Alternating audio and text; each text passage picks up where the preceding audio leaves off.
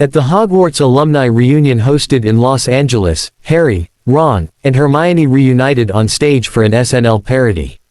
The crowd roared when Hermione, played by Chloe Fineman, walked in, now 6 feet tall thanks to her magical growth spurt.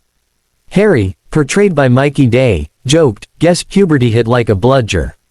Ron, played by Bowen Yang, added, "Blimey, she's taller than Hagrid." The audience couldn't stop laughing as fake spells went flying and the trio recalled their awkward teenage potion years. The sketch brilliantly mixed nostalgia, humor, and a touch of absurd wizard science. Part 2, 100 words. As the bit continued, Hermione's growth spurt turned into chaos. She accidentally hit the ceiling with her head every time she cast a spell. "It's not easy being this magical and tall," she quipped, her wand sparking glitter. Harry tried shrinking her back with a Habeas Reduceus spell, but instead, he shrunk himself to the size of Dobby. The crowd erupted. Finally, Lorne Michaels appeared as Dumbledore, declaring, "This reunion proves one thing, magic or not, everyone changes after Hogwarts." The audience stood for a thunderous ovation, ending another unforgettable and hilariously magical SNL night. As the second half of Harry Potter, Hermione's growth spurt began, the laughter from the audience still echoed through Studio 8H. The stage lights brightened again, revealing the Great Hall now covered in glitter, smoke, and overturned props. Hermione stood center stage, towering over everyone like a magical giant. She ducked under a floating chandelier, muttering, "You'd think after 7 years at Hogwarts, I'd have learned not to overdo a spell." The audience cracked up immediately. Harry, still played by Mikey, stood beside her, flipping through a spellbook that looked suspiciously like a children's coloring book.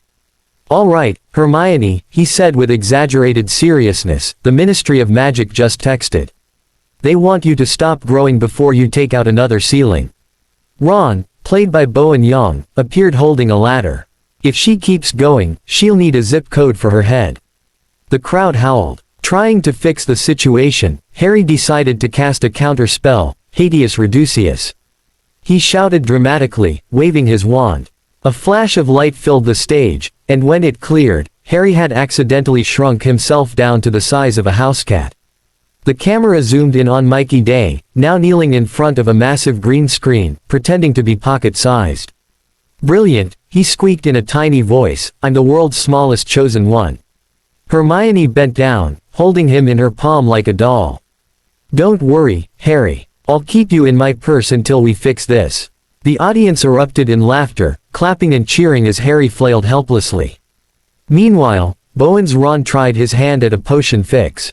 He poured random liquids into a cauldron labeled, "Budget Mix Number 9. Smoke erupted in bright purple clouds, and suddenly Ron was floating midair, spinning in slow motion. "I think I broke gravity," he yelled, arms flailing like a cartoon. At that moment, the studio lights dimmed again, and a hush fell over the crowd. From backstage, a familiar voice boomed, "Enough of this magical nonsense." The audience went wild as Lorne Michaels, dressed as Dumbledore, walked onto the stage with a long beard and a sparkly wizard robe. "I see my students are still experimenting," he said calmly, looking at the mess around him. "Some things never change." He pointed his wand, and with a flash, everything returned to normal. Harry back to size, Hermione back to her usual height, and Ron safely back on the ground. Hermione sighed dramatically. "Well, that was fun. So what lesson did we learn today?" Harry looked into the camera and said, "That magic may fade, but the glow-up is forever." The live audience roared with applause as confetti rained from the ceiling. The sketch ended with the trio doing a goofy dance while the Hogwarts theme played in a jazz remix.